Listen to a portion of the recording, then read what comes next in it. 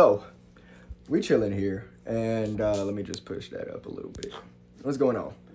Calisthenic Cody here, and I just wanted to talk about what I'm going to currently start delivering a little bit more of.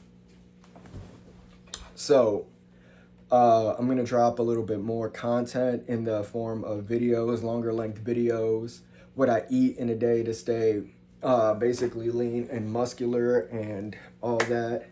We're going to get more in depth on these, so I'm going to drop more videos to my YouTube and start making it more seriously because, yeah, TikTok is cool, 5K followers, whatever, but I ultimately want to be a fitness influencer here. I'll be sharing things like the Daily Stoic, which I believe anybody should read to understand like little bits of life. So right here, right? Off the thing, I like to open up random chapters. Sometimes it will resonate, sometimes it won't, right? So I did this journey, this fitness journey. I was 115 pounds. I went up to 165, benching 295, squatting 300, deadlifting 385. And then I fell back into depression last year. October to December, I went down in a really bad calorie deficit, etc., etc. Right here, like I said, when I open up random stuff, there is no marker here. There is no marker to say, hey, but let me see what it resonates with, right? Peace isn't staying the course, okay? Tranquility can't be grasped, except by those who have reached an unwavering and firm power of judgment. The rest constantly fall and rise in their decisions, wavering in a state of alternatively rejecting and accepting things, which is the cause of this back and forth. So as we see, depression was there, poor me, my excuses, my future was already there, carved out. 165, I'm stronger than this, and they started clashing, so peace isn't staying the course. Now, if I would have just stayed the course, right, and this is common sense, this is philosophy at its commonest form, right? To understand it is that if I would have still did the work at 165 from October and I was harder than my excuses and I just did not move like a mountain or a stone, I probably would have been a lot more in the pot in investments of positivity and towards myself. So, in Seneca's essay on tranquility, he uses the Greek word euthymia, which he defines as believing in yourself and trusting that you are on the right path, and not being in doubt by following the myriad footpaths of those wandering in every direction. So right there, it's just saying you already know that once you begin this path, right? And this is where I want to take this brand. This is where I want to take this channel. I want to take it to the heights that I know it can get to, just so I could show everybody like, hey, put in the positive time, put in the focus, put in the dedication, put in the consistency, be impeccable with your word. Don't betray yourself, right? Because there's peace in staying the course. So this is all a state of mind. Superiority is a state of mind. You can. When people say, oh, no, you can't, that's a limiting belief right there. We don't like that. We don't like being told no. Like, everybody has the opportunity to reach for galaxies. I'm not even going to say stars. They have the option to take it infinity and beyond. I'm not going to put that. I'm not going to be that negativity of poster child for negativity for you. So if somebody tells you can't do something, prove them wrong. And if you believe them, you're just condemning yourself to their agreement or their opinionated agreement of you now. Now it becomes an agreement, which is opinionated. You haven't testified it with scientific evidence. You haven't went out, lifted a weight. You haven't done anything contrary to put in a positive, to see a positive change. So you're going to think. But that's the whole thing right there. Peace is staying the course, right? So superiority is a state of mind. And my fourth statement to that was that, yes, it can be adopted.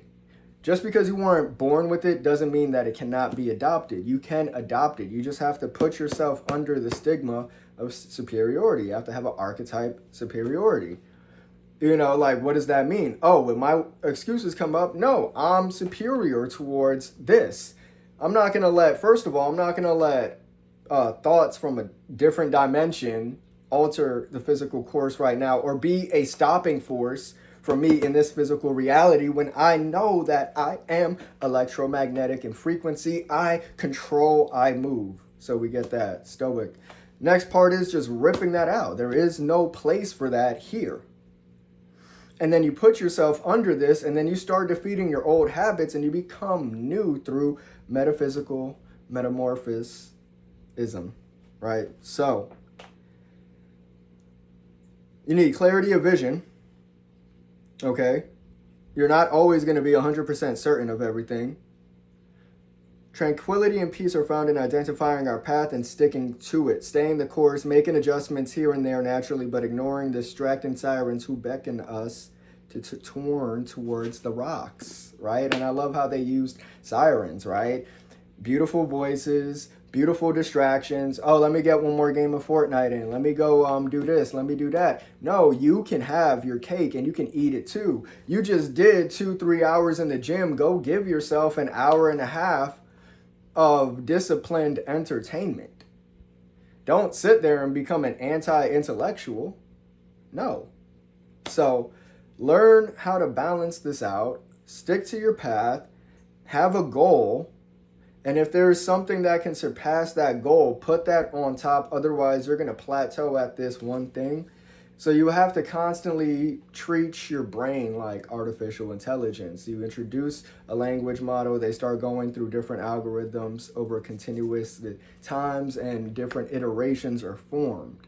But if you're just experiencing the same experience, then you're just experiencing the same experience. It can't be any more simpler than that. So take everything today. Like I said, I'm going to be dropping down these videos. I'm going to be helping my viewers out. We're going to do Q&As. I got real big goals for this to blow up, just so I can give back in ways and help people get out that rut and deliver a new type of medicine that I know is beneficial for the soul, the mind, body, and soul, because it's going to be a 3-part process. We're going to destroy the old. We're going to exercise, not just physically, but spiritually. We're going to exercise and push out whatever vices are holding us down in the forms of identifying these vices, right? And people just see, oh, 9 Circles of Hell, what is he about? No, like on the back, it says right there, Psalms, you know? If we go up into it, I come from a lot of Judeo-Christianity, Old Testament Christianity, King Solomon era, and a lot of stuff that just isn't practiced this day and is kind of masked up, in my opinion, is just demonic possession. You know, it's the archetype of having lust, envy, greed, sloth, jealousy, you name it. So we're here to identify whatever you're associating with. You know, you have too much of this, too much lust in Fortnite, right? You have too much gluttony, and that's seeping into your financial decisions, you know? So we identify, we exercise, and we introduce new positive building habits.